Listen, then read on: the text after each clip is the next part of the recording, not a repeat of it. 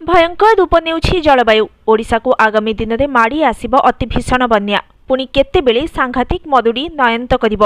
एमिति किछि संभाव्य विपदर आशंका देखादेलानी। जलवायु परिवर्तनर चरम टार्गेट भितर रहिछि ओडिशा। राज्य को उभय बन्या और मरुड़ीर भयंकर विपद अछि। भारतर 11टी जिला को अति भयंकर बन्या और मरुड़ी विपद आशंका रही। तालिकार ओडिशार केन्द्रापड़ा, बिहार पाटना और केरलर अल्पुझा आदि जिला रही। आईआईटी गुवाहाटी, आईआईटी मंडी और बेंगलुरु स्थित centre for studies of science, technology and policy रे मिलित गवेषणार एभली संभाव्य आकलन प्रकाश पाई।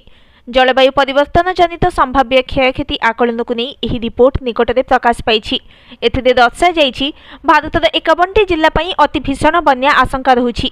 सेहिपरि संभाव्य भीषण बन्या आशंका तालिकार देशर 51टी जिला को स्थानित कर आसाम, बिहार, उत्तर प्रदेश, पश्चिम बंग, गुजरात, जम्मू और काश्मीर